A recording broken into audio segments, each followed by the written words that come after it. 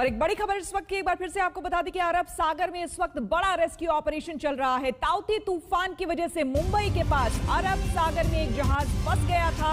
P305 नाम की इस नौका में 273 लोग सवार थे। मदद की गुहार मिलते ही नौसेना की टीम रेस्क्यू ऑपरेशन में लग गई। रेस्क्यू के लिए नेवी ने INS कोच्चि और INS कोलकाता को लगाया। तूफान की वजह से रेस्क्यू ऑपरेशन काफी चुनौतीपूर्ण था, लेकिन जाबाज नौसैनिक अब तक कुल 177 लोगों की जान बचा चुके हैं।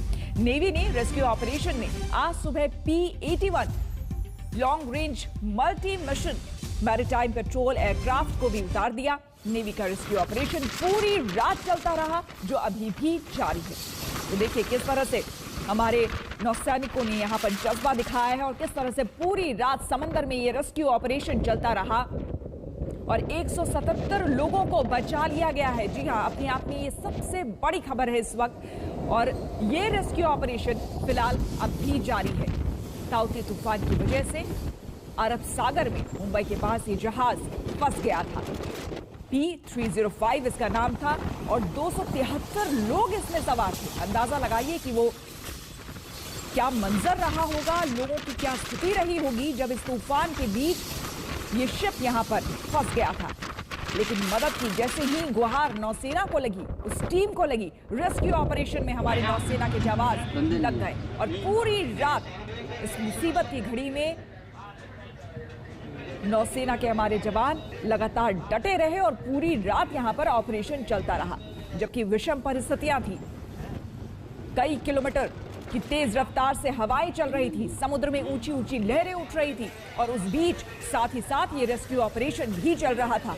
आपको हम तस्वीरें दिखा रहे हैं, इन तस्वीरों को देखकर ही आप अंदाजा लगा सकते हैं कि क्या स्थिति रही होगी, कितनी विषम परिस्थितियों में हमारे नौसेना के जाबाजों ने 170 लोगों की जान बचाई है।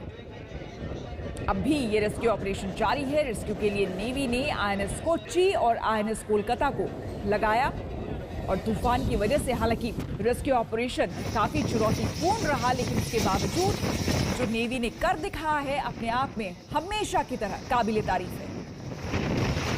हमारे देश की ताकत, हमारे देश की हिम्मत और खास करके जब भी इस तरह के डिजास्टर मैनेजमेंट की बारी आती है तो हमारे नौसैनिक, हमारे तमाम दूसरे जल, थल और वायु सेना के तमाम हमारे जवान जिस तरह से अपने जोश के साथ उतरते हैं भारतीयों को बचाने के लिए, लोगों की जिंदगी बचाने के लिए, वो अपने आप में काबिले तारीफ है। क्योंकि ऐसी विषम परिस्थिति में, ऐसी चुनौतीपूर्ण परिस्थिति में रेस्क्यू ऑपरेशन चलाना अपने आप में अपनी जिंदगी को खतरे में डालने जैसा होता है। और ये लोग न सिर्फ अपनी जिंदगी को खतरे में डालते हैं, बल्कि खतरे में डालते हुए लेकिन लोगों को सुरक्षित बचाते हैं, खुद को सुरक्षित बचाते हुए जो फंसे हुए लोग हैं, जिन्हें मदद की जरूरत है, उन्हें भी सुरक्षित बचा लेते हैं। तो चुनौतीपूर्ण रेस्क्यू ऑपरेशन करते हुए हमारे नौसेना के इन जवान जाबाजों ने 170 लोगों की जान बचा ली है। लेकिन जाबाज नौसैनिक अब तक कुल 170 लोगों की जान बचा चुके हैं। मंजीत नेगी हमारे संवाददाता हमारे साथ जुड़ गए हैं। मंजीत, वाकई जो कुछ भी हो रहा है और जिस तरह का ये रेस्क्यू ऑपरेशन चल रहा है अपने आप में काफी चुनौतीपूर्ण है। इस वक्त ताजा अपडेट क्या है, क्योंकि 177 लोगों को बचा लिया गया है, बाकी लोगों के बारे में क्या जानकारी?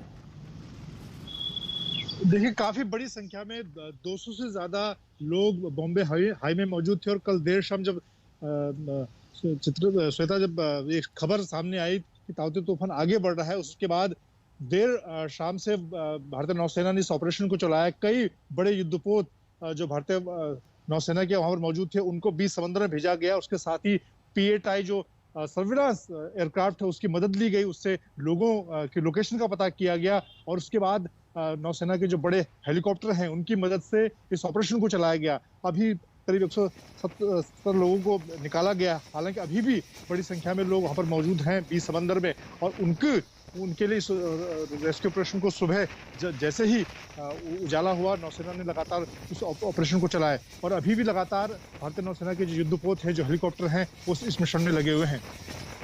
बिल्कुल, और बताया गया कि इस ऑपरेशन में INS कोच्चि और INS कोलकाता को भी लगाया गया ताकि जल्द से जल्द लोगों को रेस्क्यू किया जा सके।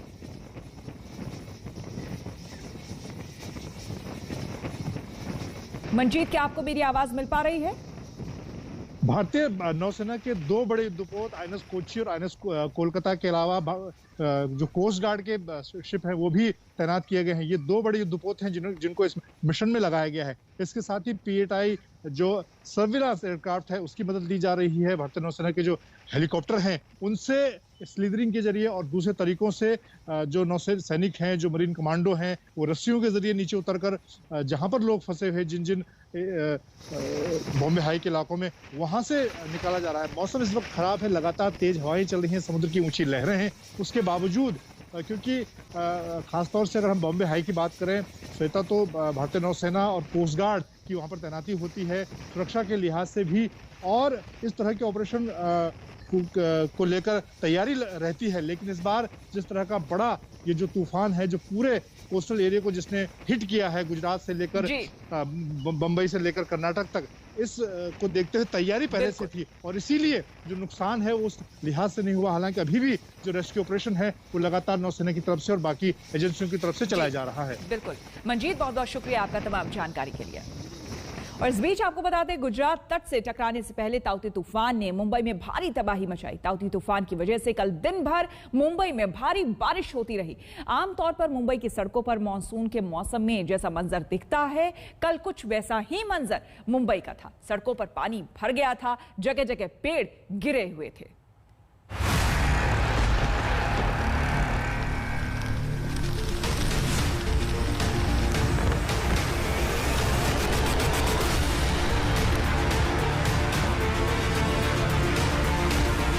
समंदर में लहरों का ऐसा शोर आमतौर पर मुंबई में मानसून के मौसम में होता है। मुंबई की सड़कों पर समंदर जैसा मंजर मई के महीने में अब तक दुर्लभ ही रहा है। मायानगरी के चमकीले रास्तों पर इस तरह पेड़ों के गिरने का नजारा भी आम नहीं है। लेकिन 3 दिन पहले अरब सागर से ऐसा तूफान उठा कि देश के चमकदार शहर की सूरत ही बिगड़ गई।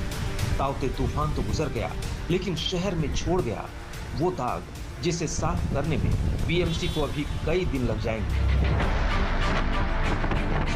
मुंबई की ये तस्वीरें कल शाम की हैं। समंदर की लहरें हाहाकार कर रही हैं। समंदर के किनारे बने घरों को पार करती हुई ऊंची ऊंची लहरें सड़कों पर आ रही हैं। समंदर की इन तूफानी लहरों के बीच आज तक संवाददाता लगातार डटे रहे और आप तक तूफान का हर अपडेट पहुंचाते रहे।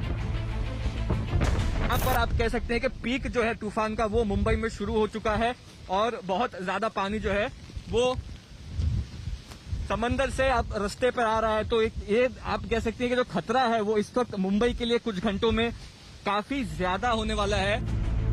समंदर की लहरों के ऊपर अब आसमान की इस तस्वीर को देखिए। गेटवे ऑफ इंडिया के ऊपर काले काले बादलों का डेरा, जिसे देखकर ही मन सिहर उठता है। समुद्र में आप देख सकते हैं कि लहरें तूफान पर है, उफान पर यहाँ पर नजर आ रही है और ये मुंबई का सीलिंग जो है उसके बिल्कुल सामने आप देख सकते हैं कि बड़ी बड़ी लहरें इस वक्त यहाँ पर आ रही है। कल सुबह से ही मुंबई की सांसें अटकी थी। तूफान का खतरा सामने था और तूफान भी ऐसा ताकतवर जैसा ताकतवर तूफान 23 साल में नहीं आया। हवा की रफ्तार 114 किलोमीटर प्रति घंटे तक पहुंच गई। कोविड वैक्सीनेशन के लिए बनाया गया ये सेंटर इतनी तेज हवा सह नहीं पाया। इस वक्त हम हैं मुंबई के बीकेसी के इलाके में। बीकेसी के इस इलाके में वुहान स्टाइल में बनाए गए थे कई सारे कोविड सेंटर और इसी को एक वैक्सीनेशन सेंटर भी बनाया गया था। लेकिन इस वक्त जो इसकी हालत है ये देख लीजिए आप। बैरिकेड्स गिरे हुए हैं, जो तेज हवाएं चल रही हैं उससे जो पूरे शामियाने हैं वो सब के सब फट गए हैं। ये तो सिर्फ रास्ते का हाल देखिए, आगे देखिए पानी जल जमाव हो गया है। साथ ही जो पूरा ऊपर से जो शामियाना है, जो पूरा जो ढकने का जो टेंट्स लगाए गए थे उसकी भी हालत आप देख लीजिए पूरी जर्जर हो चुकी है। मुंबई के पॉश जुहू इलाके का ये वीडियो तूफान के तांडव को बयान कर रहा है। ताउते तूफान की वजह से कल इतनी बारिश हुई कि जुहू की सड़कें पानी पानी हो गई। सड़कों पर पानी भरा तो बाइक और ऑटो वाले मुश्किल में पड़ गए। ये तो शुक्र है कि लॉकडाउन की वजह से सड़कों पर आम दिनों की तरह आवाजाही